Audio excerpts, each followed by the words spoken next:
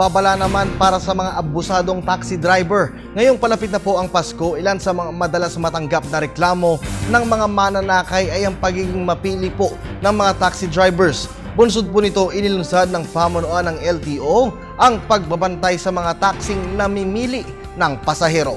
Narito po ang report ni Julius Disamburo.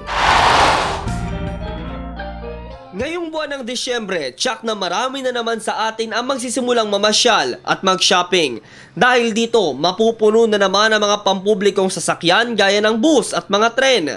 Kaya para mas lalo pang mapabilis ang kanilang ay okasyon man o wala, ang alternatibo, ang pagsakay sa mga taxi.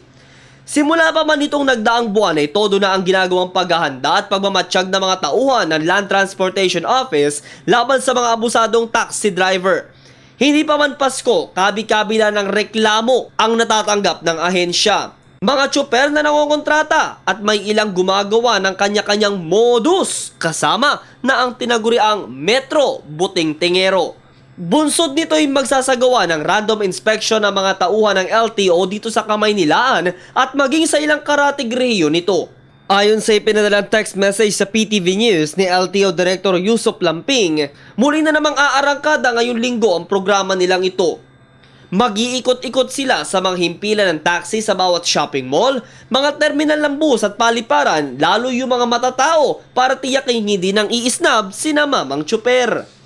Kabilang din sa target ng ahensya ang mga driver na sobra-sobra kung maningil o mangontrata na mga pasahero, karaniwan na kung rush hour. Halimbawa, kung ang lagi mong ruta ay mula Monumento sa Caloocan hanggang Visayas Avenue, papatak lamang ang metro ng higit 100 piso. Pero ani na ahensya, kapag wala namang traffic, tipong normal ang biyahe gaya ng dati at pumatak ng sobra ang metro mo, magduda ka na, baka mamaya nadadaya ka na pala.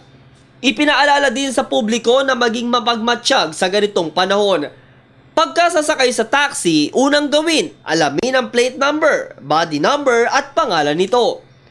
I-text sa kamag-anak o kaibigan ng inyong lokasyon saan ka sumakay para malaman sakaling may masamang mangyari.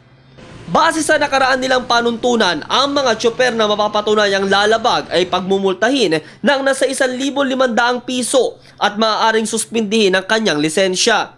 On the spot na silang titikitan at hindi na ito makakatanggi sa kanyang naging paglabag. Simula nang gawin ang programang ito ng pamahalaan, mas napoprotektahan ang bawat mananakay laban sa mga mapagsamantala. Para sa Telebisyon ng Bayan, ako si Julius Disamburo.